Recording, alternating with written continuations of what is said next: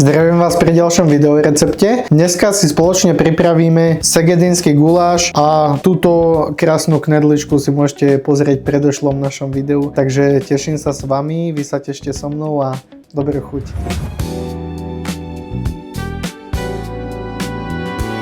Toto video ti prináša spoločnosť Polar Food, ktorá sa zaoberá distribúciou potravín do gastroprevádzok. Ak i ty chceš mať kvalitného a spoľahlivého dodávateľa surovín do svojej prevádzky, neváhaj kontaktovať Polar Food.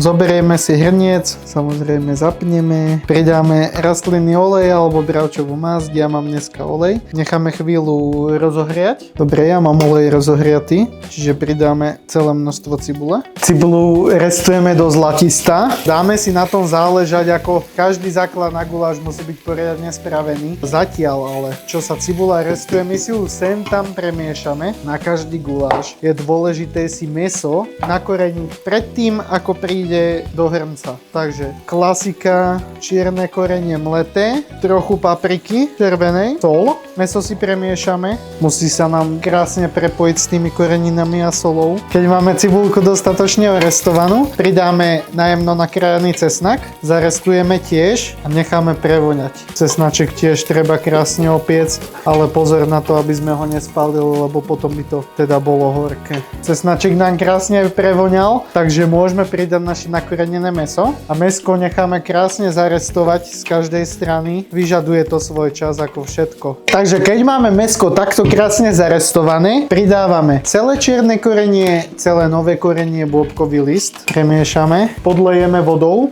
podlejeme tak, aby sa to dusilo, nie varilo. Pridáme zredukovaný bujón. Kto má vývar demi-glace, môže pridať to. Necháme dusiť pod pokrievkou. Partnerom tohoto videa je Polar Food, dodávateľ tých najkvalitnejších surovín, ktoré potrebuje do svojej prevádzky každý. Keď máme mäsko už jemne zdusené, ja tam pridám červenú mletú papriku. Paprika by sa mala pridávať ešte pred restovaním, ale my sme to mäsko tou paprikou ochutili, takže keď sa opekalo to mäso, tak sa tam uvoľnila aj tá papriková chuť a zároveň to nezhorkne, takže ja ju pridávam celú teraz. Premiešame. Mäso už máme polomeké, takže teraz pridávame aj prekrájanú kyslú kapustu. Je úplne prirodzené, že kyslé prostredie, tak sa vám tam nič nedovarí, ani zemiak, ani mäso. Takže naozaj je lepšie, ak máte mäso už takmer hotové. Premiešame. Môže sa vám zdať málo šťavy, ale kapusta ešte svoje pustí. Takže opäť prekryjeme pokrievkou a necháme dusiť. Takže keď nám kapusta zmekne, spolu aj s mäsom, smotanu si rozmiešame s hladkou múkou. Záleží od toho, koľko tam máte tej tekutiny. Ja som si trošku ešte, priznám sa, pridal vody. Zdalo sa mi to málo. Snažte sa to rozmiešať čo najlepšie, aby ste tam nemali hrudky. Keď to máme dobre rozmiešané, pridáme do nášho guláša. Poriadne rozmiešame i v ňom.